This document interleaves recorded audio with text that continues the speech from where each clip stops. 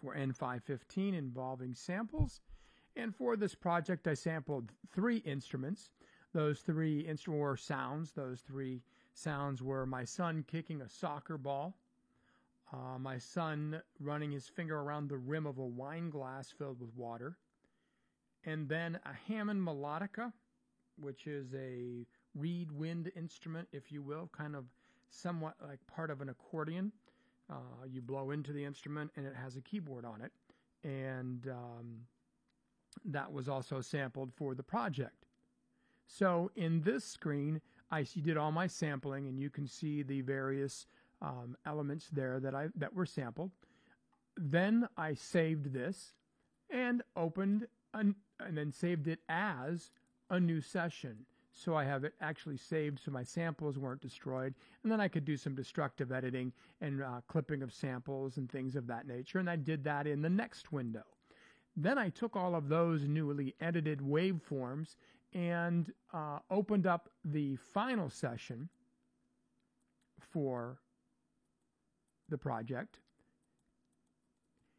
And then in this section, I opened the samples themselves in Native Instruments Kontakt, which is a sample player.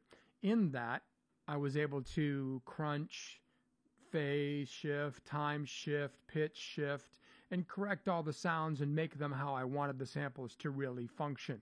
Also, Kontakt also let me layer a couple sounds, and actually the lead sound in this piece is 2 samples together, the melodica and the wine glass together. I started out the project, wanted to do something a little more traditional or conventional. I was inspired by the Women's USA soccer team and making the World Cup final. My kids all played soccer, so it was kind of a big deal in my house.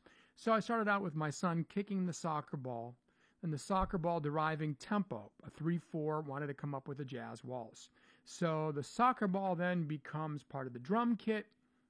The wine glass is all the keyboard sounds that you hear, except the melodica is in there doubling the lead instrument as well. The bass is actually the melodica as well, but we equalize the bass to give it a little ping, a little more resonant and ping sound. The real bell-like Rhodes sound, unbelievable. That is the glass being played, taking just the center of the waveform, the vibrato section. It came out beautifully.